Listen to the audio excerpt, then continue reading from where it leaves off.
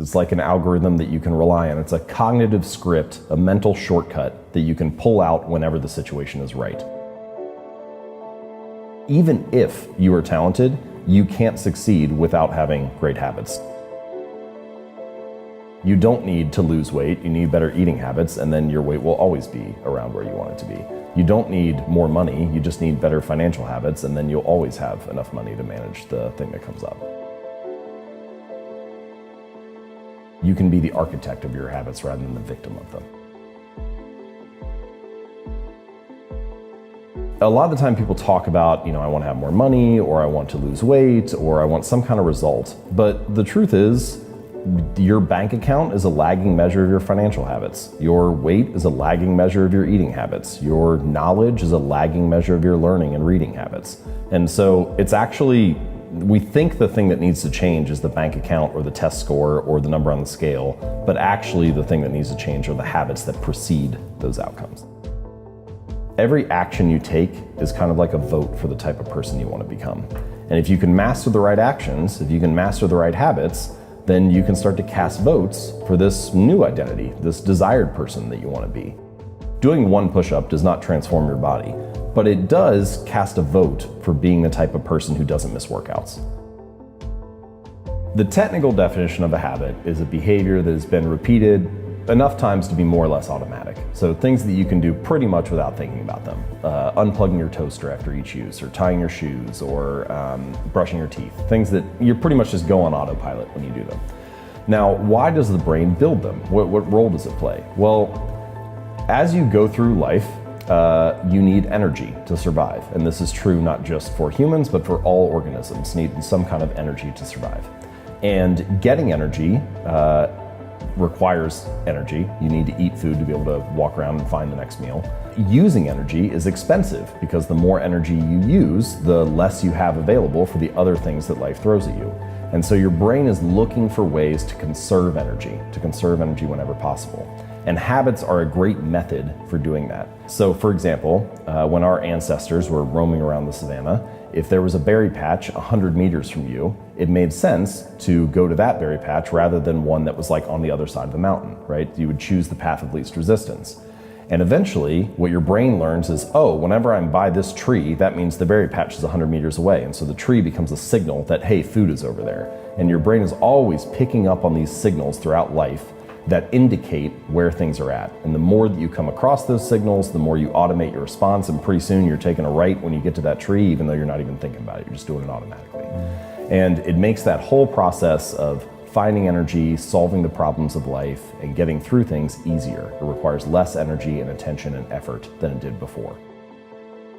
A lot of people don't feel like they have control over their habits. They feel like their habits are taking control of them, that they're like a victim of these bad routines. And once you start to dive in a little bit and like uncover the layers and realize what a habit is and how it works, then you start to develop a little more control over it. If we're going to be building habits anyway, then it makes more sense to be able to understand how they work and how to structure them so that you can be the architect of your habits rather than the victim of them. And you break them down into this cue, craving, response, and reward, which is kind of not their traditional way. So I choose that 4-stage model: cue, craving, response, reward. There's a lot of science behind it. 3 of those 4 stages are very common: cue, response, and reward. And the idea, and there's 100 years of behavioral psychology research behind this, that if you show someone the right cue and they take an action and then you follow it with a reward, you can train them to do that thing whenever the cue arises again, whenever the stimulus happens. So if whenever the light in the lab turns on, the monkey gets a squirt of juice, then it knows whenever the light is on, I should go over and put my mouth underneath the nozzle to get some juice or whatever. And you can do that for all kinds of things. And it works for human behavior as well in many ways. But then there was this second wave of research with cognitive psychology over the last probably 50 to 75 years that shows that not only do external cues and external rewards influence our habits, but also internal moods, emotions, feelings, thoughts, beliefs, those influence our behaviors too. So you don't actually do something for the reward, you do it for the image that the reward creates in your mind. If you go to Amazon and you buy Atomic Habits or you buy some book or whatever, you aren't actually buying the book. You can't because you don't have it yet. What you're buying is the image that that sales page creates in your mind. You're buying the expectation that it will be a good book. And the reward of actually having the book or reading the thing only comes afterward. It only comes after the action. I believe this is true for pretty much all human behaviors and actions. It is actually the anticipation that it will be good that gets you to lift it up. The reason that I take a drink of this tea is not because I like the tea. I haven't drank it yet. It's because I anticipate that having a sip will taste good.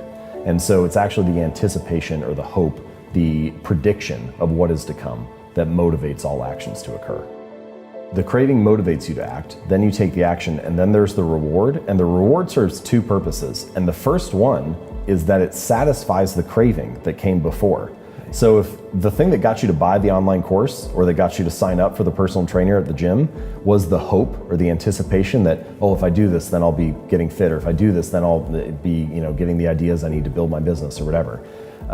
You satisfied that craving by making the purchase. And so now that craving is actually gone. What you need is a different craving now. You need the craving to make sales calls or to do a set of burpees or whatever.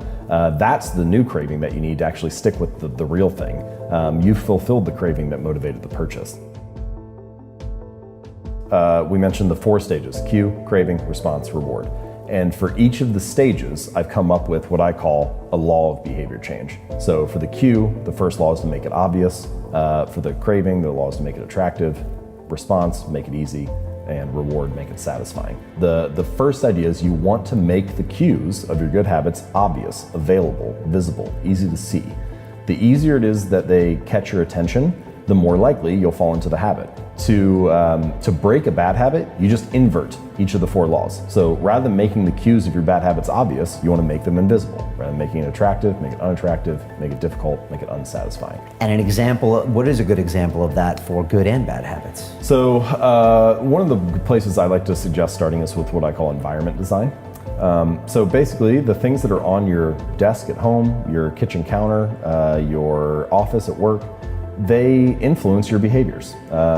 And if you can restructure your physical environment or your digital environment, then you're more likely to actually stick with the right habit. As an example, a lot of people feel like they watch too much television.